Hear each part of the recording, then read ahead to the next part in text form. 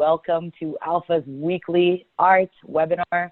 We're thrilled today to have Stacy, Dawn, and Renata talking about art and entrepreneurship.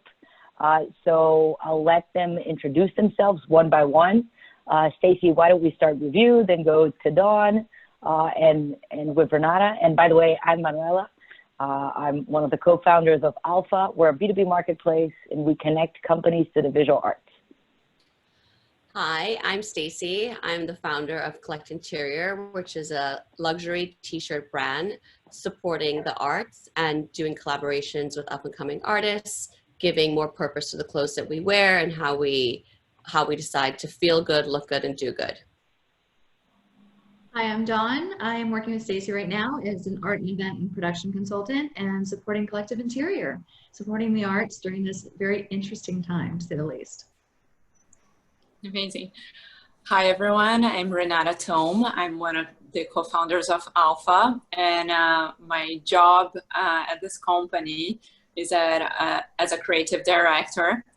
And I think there's a lot that we can add from our experiences with artists who have collaborated in the past, like in our own work as entrepreneurs and creators. So I'm excited to be sharing some of those stories with you today. Fantastic. So let's dive right in. Stacy, my first question is for you. Why did you start Collect Interior? What motivated you? We know that, starting a company is such a tough choice. Why make it? Well, it was a passion project at first. Loved t-shirts, wanted to learn about the design aesthetics, always loved fashion. And then by investing money in wearing a lot of t-shirts, I found that the quality was really like you would buy a Vince shirt or you would buy another brand, and after 2 washes there'd be a hole, and it's like $78 to $98 for these t-shirts, and there's not enough purpose behind it. Like, at least if you're going to spend that amount of money on a shirt, there should be a give back or a social good, and whether it's the woman that you support or the production or the manufacturing or how you actually build the company, that has a nice storyline to it as well. So I decided to just try something and start something. And now we're here like 2 years later and working with you guys and, our past projects to shine some light on the arts and give people some inspiration when they wear their clothing and knowing how it's made and who's behind it and supporting women. So that's kind of why it started, like looking for a luxury product that's without luxury pricing that has a social good behind it. Fantastic. And I have a follow-on question since we have you. What challenges did you face when you got started? The list is long. Well, first it was manufacturing, logo, website design, and then, finding the best in class people to work with on like a very small budget was really hard. And I had some serious failures along the way and some significant losses, but kept going. I feel I worked with some people in marketing for website design and lost a lot of money in that sense and time because they just didn't do the work that I expected them to do or they said they would do, which gave me like an 8th month setback. So, you keep pushing. And what someone once told me, like, the one thing you shouldn't do is stop. You just have to keep going. And if you believe in it, it will keep adding and, manifesting, or things will come together. But there's been significant challenges with starting a business as a founder without a partner and self-funded. And especially now with the headwinds of this pandemic, it's even more challenging. Yeah, 100%. Renata, why don't you talk a little bit about the challenges that we faced? The list is also very, very long, but there's a couple of them that could go for like books. Wait, do you want me to talk about a specific point in time because the list is so long? But I think like first challenge is really to have the courage to bring your idea into the world and to share that with people and to actually build a team that is going to be as crazy as you to be on board of like that crazy journey. And it's something that like you're probably not never going to be 100% sure until you start like doing, you know, like you need to have the leap of faith, like, and believe that like, you know, even against the odds, like you're gonna do something and do something of value, like, and that you cannot go through your life without taking that opportunity. But I think what Stacy mentioned, which also resonates with our experience, is being resilient, you know, because like obviously like obstacles are countless, like, and that's true for every entrepreneur or every creator out there. But I think if you believe in something enough, like, and if you have this passion for it, like you're gonna have the drive and the courage to keep going. And I think for us that was definitely what made us different, you know, from maybe other companies which also had talent and good ideas, but that are not around today, you know, like we're perseverant, like, and bringing the company into the US, starting over again after 2 years of work in Brazil. And it took a lot of time and energy, like, and courage, and I'm happy we did it. That's great. I'm happy to hear that. That you're happy that we did it. Dawn, I have a question specifically for you. It's not necessarily about entrepreneurship, but it kind of is. Can you talk about your experiences with public art installations, how the process went? Because it's almost like micro ventures, right? Because every interaction is just so different. And especially in a way, you're showing this project for the first time, and the audience is absorbing it and immediately reacting, posting to social media, etc. It was really interesting. So I spent 14 years at Rockefeller Center installing large-scale art installations, specifically with Art Production Fund and Public Art Fund. Series of different artists, Jeff Koons, Anish Kapoor, Elm Green and Dragset, just to name a couple. It was very interesting because it's something that you couldn't really hide from the public, because most of these were actually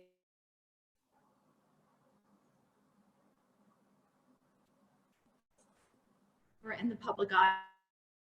I think we lost you for a minute. We lost the sound. Yeah. Yeah. Am I back? Yeah, Yes. you're back. You're back. I think it's my building, sorry. So basically you couldn't really hide these things when you were building them with the artist, because they were basically 15 feet tall to 30 feet tall, right in the center of Manhattan. Mm-hmm. Unique. Did I just lose you guys?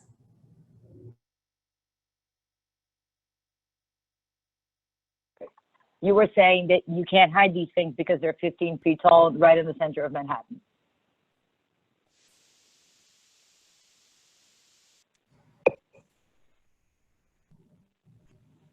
Am I back? Yes. Sorry, I don't know what's going on. Gotta look technology.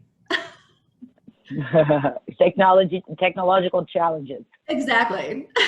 But each one was unique, and unique in the way that Stacy was saying earlier. You know, you hit these roadblocks and you're like, you've got to keep going. And I think that's the most important thing with any kind of artist collaboration, regardless if it's public sculpture or what we're doing here. You can't stop. And there's a creative energy and passion behind it. And at the end of the day, giving back to the community through these different outlets is really important, especially at this point in time. Yeah, 100%. And I think that links well with my next question, and it goes to all of you, but you can maybe start Stacy, Renata, and then Dawn. How has COVID affected the work environment? What were the major changes? What are you seeing in your day-to-day now that you were not seeing 3 months ago or 4 months ago? Well, for the t-shirt brand, it's been extremely challenging because we we were planning pop-ups. We were planning stuff out in the Hamptons for August and July. And now with COVID and people having this fear of being too many people in a large space, those events are not going to happen. And people don't want to put themselves at risk. Trying digital marketing, not exactly working either because people are staying home. So pivoting and adding the social good, and also giving it, like, it's comfort wear. T-shirts are meant to make you feel good. It meant to make you feel comfortable. You can wear it anywhere. They're versatile. So trying that angle, but the day-to-day is hard because we don't know what's next. It's very unknown. And the one thing that is working in our favor is creativity, because the brand is meant to inspire authenticity. And with the untapped, creative people that are out there, well, the idea is like now we're pushing those forward that we would not have tried before. Like what are we doing now that's different than before, because it just wasn't working.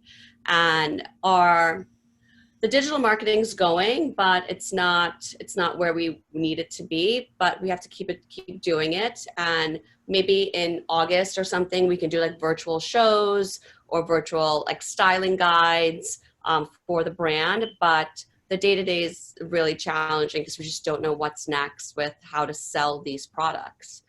But with all the time we have in our hands, I feel like if we keep chipping away at it, we'll get there.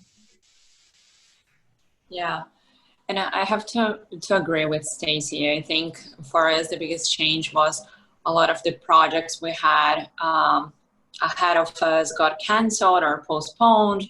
It's a time when especially our presence in the physical world needs to be reimagined. Hello. But at the same time, what is really interesting to think is that a lot of those pre-existing ideas of like how the business had to operate and what we're doing, like we're forced to stop completely, and go back to very basic things, like even what is the mission of this company, and how can we operate, how can we reimagine our work looking forward. And I think being able to have creativity on our side and to work with it, to think about all of the different things things we could be doing, and ways in which we could continue with our interactions without living on the world or having the tools that we used to have in the pre-COVID world. It's actually very interesting and very exciting in that sense. Great. And Dawn, what about you? From my perspective, I think that the girls have covered it really well, because everything has shifted. You've seen, at the beginning of this, I was helping Freeze Art Fair with a couple different projects, and that completely shifted within 2 months to go completely digital. And they did an amazing job. And a lot of companies are doing and embracing digital events and virtual events. So I think Stacey's idea of doing, the virtual lookbooks and things like that, and shopping guides in the future are going to be the way of the world. I think that people are going to stay at home a lot more. Google just announced this week that they're not opening their offices for the rest of the year. So I think that, the shift has happened really fast, but I think it's been.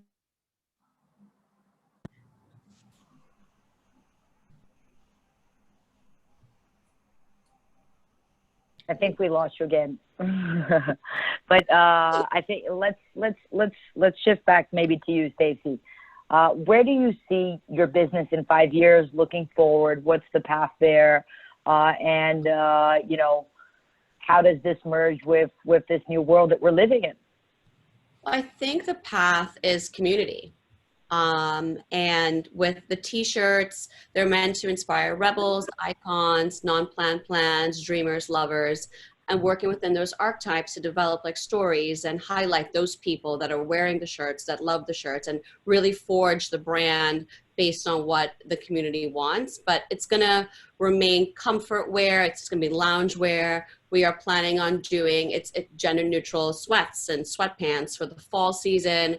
They're gonna be small productions, but I have to keep pushing it in order to flesh it out to make sure it's a full lounge wear brand where we are sharing a story about who's wearing them, why they're wearing them, and giving back to that community through the arts.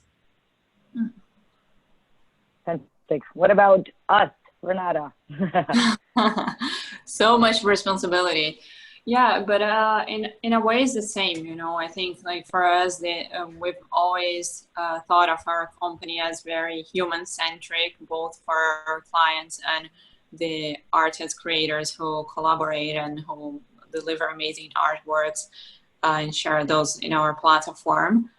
But really thinking about technology like as like a way to enable those interactions to continue happening, and different tools that can perhaps like for the next year or like maybe in the longer run make the like not like completely replace, but like make us feel connected like with one another, like, and you know that like we're not alone like in what this is happening right now. Yeah, it's what we were talking about the other day with commercial real estate, for example. Like, how can we use technology to empower human-centric connections, and how can we change the way that people interact with spaces?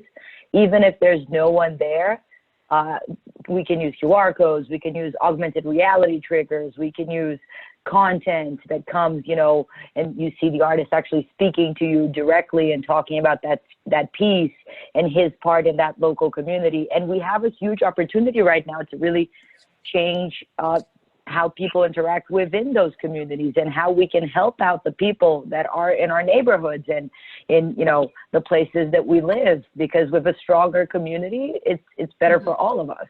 We're all part of this bigger thing.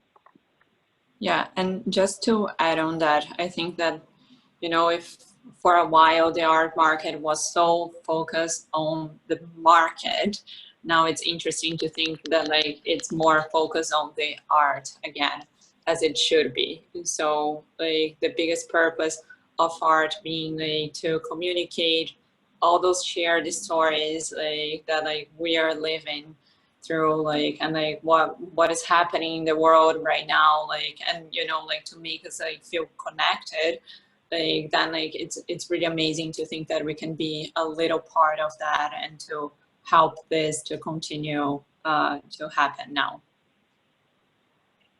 Yeah, and I know I wanted to talk about this question because it's very important, especially for the project that we're doing now. Stacy, can you talk a little bit about the foundations, charities, NGOs that you've supported in the past, the impact that you had in those communities, what we're planning to do going ahead, and a little bit more about how can we give back and how everyone can give back by choosing their purchases consciously? So I'll start with the t-shirt that I'm wearing. This is by an artist called Jesus Ortiz. And we have this little flamingo that we called Penelope. And we licensed the like 7 works of art from him. And we gave back to a charity that he supported in Marbella. He's Spanish.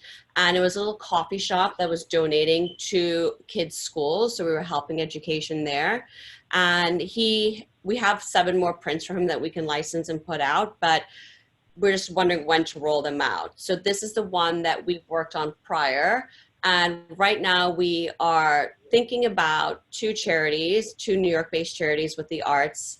I don't want to give out the names right now because they're still in the works, but we've partnered with one of your artists, Renata Salas, to do some prints on our t-shirts and give back to one of those charities where it's like 15 or 20% of the proceeds from those sales will go back to that cause, or a cause that they, if the charity is like one that the artist has supported in the past and is really passionate about, we would be happy to give the proceeds to that charity. And that's where we are with the give back, social good, adding more purpose to what you wear and how you're spending your money. And this is actually Renata's work. Not this She Renata. shares, the other Renata. Renata Renata's gonna be Salles. the Popular name. She's got popular name in Brazil. It was big. It was big in 88. Renata, what about us? I obviously have a lot to say, but I think there's so many different cool initiatives that, you know, we've done in the past. Which ones would you like to highlight? Yeah, I think a lot of people might not know, but Alpha was launched through a t-shirt initiative back in 2014, where we collaborated with some of the major artists in Brazil, Ernesto Neto, Jarbas Lopes, to say just a few. And they created drawings to be printed on t-shirts, and those became limited edition wearable art. Some you're seeing here on the video. And it did have this aspect of like social good, like, and giving back to the community. So like through the sale of those t-shirts, we're able to fund 25 scholarships at Parque Lage, or 20.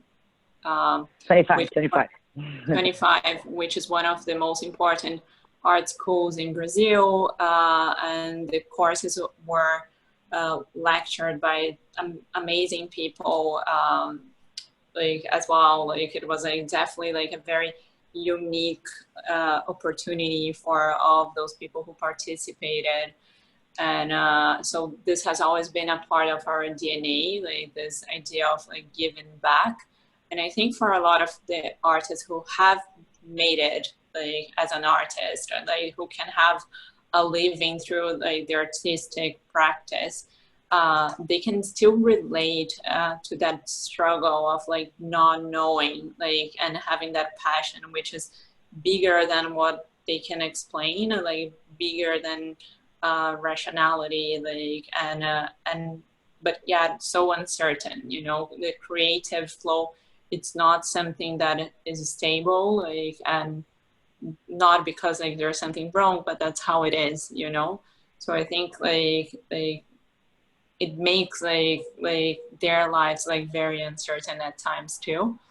And having the opportunity to give back to the ones who are just starting, and maybe like giving that tap in the back that is so necessary when you're starting your career, especially as a creator. I think that gives a lot of gratification for those more established artists. Yeah, 100%. Like I remember when we had the first conversations and we walked into, you know, to see these artists, which are multi-million-dollar artists, you know, they're worldwide known. And I particularly remember the day we went to see Ernesto Neto. That was one day that I will never forget. He's a very unique, beginning. He's a very unique person, and he wanted to like feel out if we were for real. But the program was so amazing. For the 25 spots that we opened up, we received 790 applications of artists, a lot of them from underserved communities as well. And, you know, we gave them access to a world-class training cycle. And a lot of these artists became big artists in Brazil. They're now represented by big galleries. They have, you know, they've had shows, not necessarily with us, but with galleries that we've put them in touch. So it showed that, you know, it's a nice little spark. Another project that I think it's worth mentioning is IPTI, which is a foundation in the northeast of Brazil. And I'm going to show some of the works by the artists, because it's really, really amazing what they've managed to achieve. It's you know, one of the poorest states maybe in the world, not even just in Brazil. And the founder decided to open a technological school for the community down there. And they started with a program to teach 20 artists how to draw. Out of this group, the 20 artists, 3 of them became professionals. You're seeing some of their works here. And they're artist entrepreneurs. And now they're teaching over 1,500 kids in the public school system in the northeast of Brazil. So you've created, very simply, a cycle of social good by giving tools. Yeah, and I think what you just said is so important, because for both those projects, it's not simply giving back like money, but it's giving back through allowing those people to create the skills that they will need to become entrepreneurs themselves and to be able to walk with their own legs. So yeah, and that comes through education. So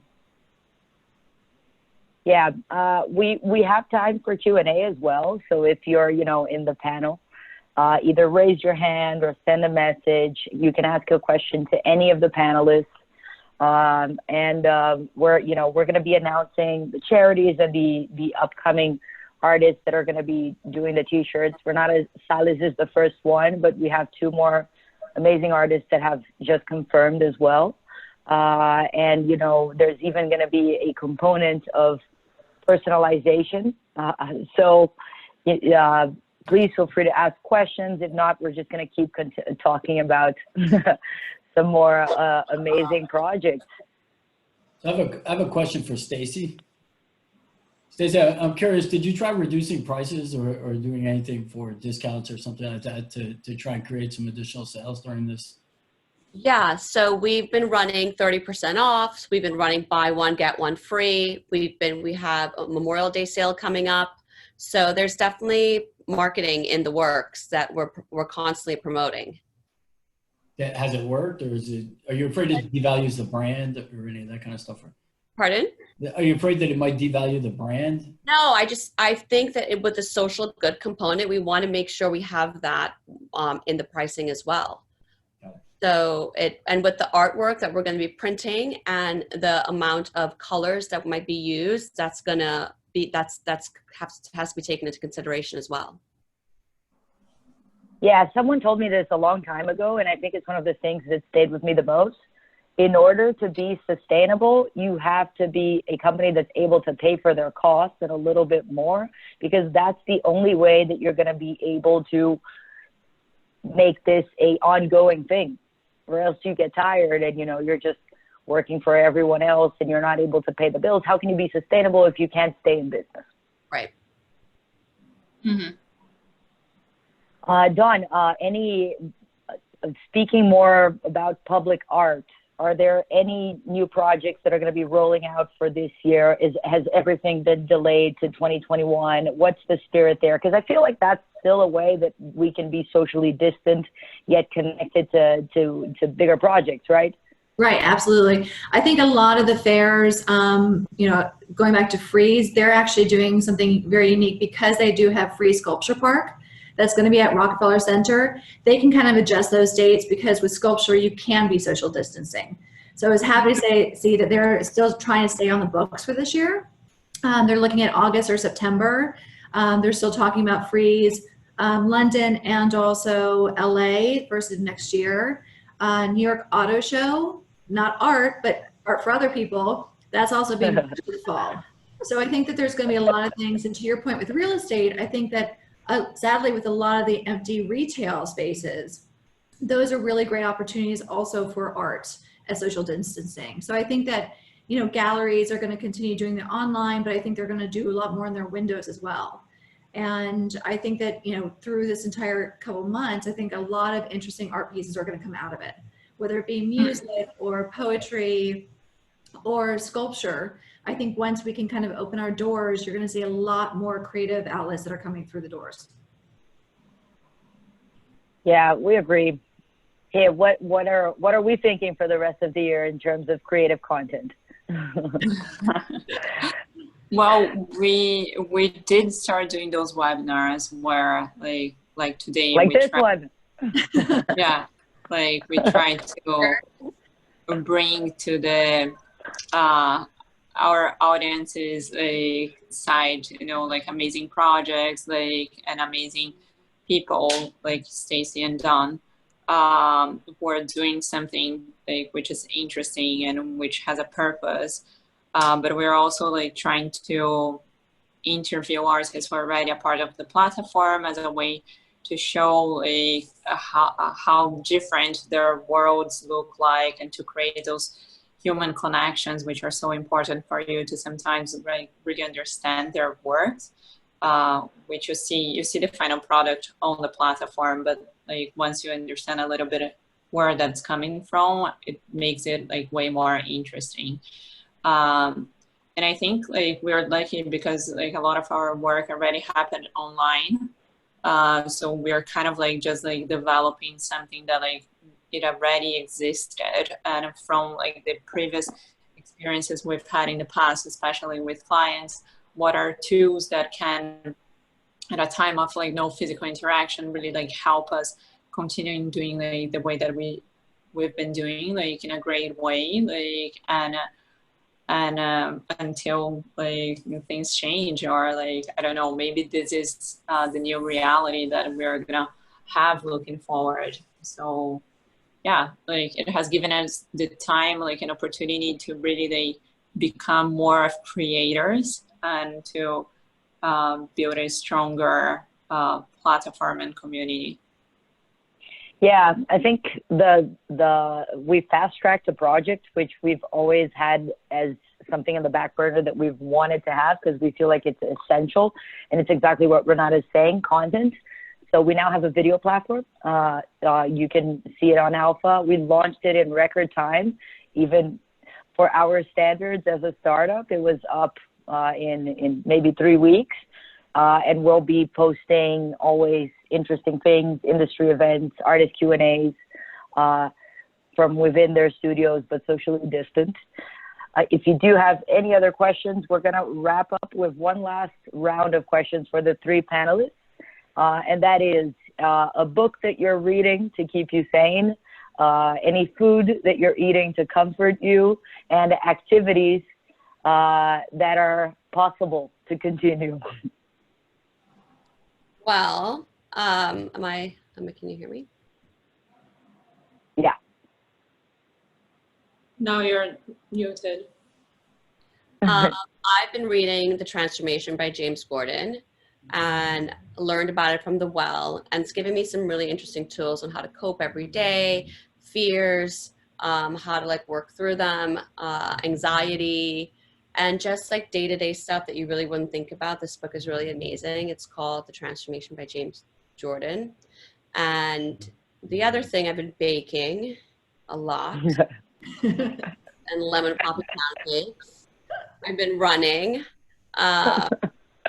but trying to stay sane. But staying at home is really challenging when there's so much that we're used to doing outside, and bringing it all in, like your whole mindset is different. Like just working out every day becomes a challenge. So you really have to push and get those hours of activities in daily to keep yourself going. But baking, reading, running has been my comfort during this time. Fantastic. Yeah, so I think the start of the pandemic for me was quite bumpy, like, and with a lot of ups and downs, not only like with my emotions, but like my circumstances. And the thing that has been helping me the most, for sure, is to do meditation, which I've never managed to do before. But I think I was in such a critical state that like I finally managed to get that going in my life, and it has been extremely important. And I'm like, besides from that, like I've been reading quite a lot, which is also something that like I've never managed to do much, that I always wanted to introduce more and to have like consistency like in my life, but I've never managed to really like put myself like and set the time like to do that. So like whatever free time, like I'm trying to read and buying tons of books. But I think one book that I'm reading right now, which really relates to the discussion today. It's called Big Magic, and it's by Elizabeth Gilbert, who happens to be the author of Eat, Pray, and Love. And I watched like a talk with her like not too long ago, like, and I was like amazed by like how well like she speaks, like, and like how like clear how her thoughts are, like, and then they mentioned this book, and this book talks about creativity, like, and I think that's for every creator, it could be like a very interesting reading, because you understand the like the thoughts, anxieties, like, and process is quite similar for everyone. Dawn? So living in a New York City apartment that is not that big, I kind of had to find my own kind of path, because I was always constantly on the go, either building things, traveling, you know, installing installations. So for being in a 500 square foot apartment took me a little time to kind of get used to it. But to Stacey's point, like, I've been doing the Nike training app, which I highly recommend, which is awesome. And then I did a lot of master classes. And about 2 weeks ago, I started reading The Artist's Way by Julia Cameron. And it's so good. And I'm doing it as a book club with friends in LA. And it's really interesting. And it's about, you know, finding your inner creative child again.